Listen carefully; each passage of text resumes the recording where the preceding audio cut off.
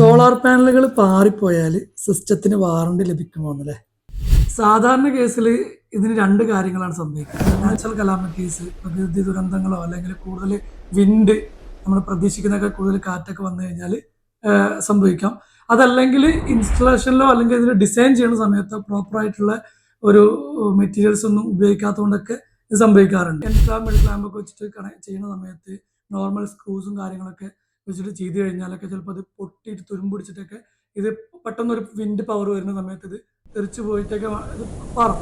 ഒന്നോ രണ്ടോ പാനലുകൾ പാറിക്കഴിഞ്ഞാൽ പിന്നെ അടിക്കടി കൂടിയ പാനലുകൾ പാറാനുള്ള ചാൻസ് വളരെ കൂടുതലാണ്. കാരണം രണ്ട് പാനലുകളുടെ ഇടയിൽ എന്തുണ്ട്, പിന്നെ മിഡിൽ ക്ലാമ്പാണ് യൂസ് ചെയ്യുന്നത്. അപ്പോൾ ആ രണ്ട് ക്ലാമ്പുകൾ ബ്രേക്ക് ചെയ്ത് കഴിഞ്ഞാൽ തൊട്ട നെക്സ്റ്റ് പാനലുകൾ പൊന്താനുള്ള ചാൻസ് കൂടുതലാണ്. നമ്മൾ പൊതുവെ ഈ പ്രൊജക്റ്റുകളൊക്കെ ഉപയോഗിക്കാറ് കൊറോഷീൽഡിന്റെ സെൽഫ് സ്ക്രൂസ് ആണ്. അതുപോലെ നമ്മൾ ഒരുപാട് കാറ്റുള്ള സ്ഥലങ്ങളിലാണെങ്കിൽ നമ്മൾ എന്ത് ചെയ്യലുണ്ട്, എൻഡ് ക്ലാമ്പുകളിൽ നട്ട് ആൻഡ് ബോൾട്ട് ആണ് യൂസ് ചെയ്യാറുള്ളത്. ഇതിൽ മാനുഫാക്ചറർ ഒരിക്കലും എന്ത് ചെയ്യില്ല, വാറണ്ടി തരില്ല. പക്ഷെ എന്തുണ്ട്, പകരം നമുക്ക് എന്ത് ചെയ്യാം, നമ്മുടെ പ്ലാന്റ് ഇൻഷുറൻസ് ചെയ്യാൻ പറ്റും.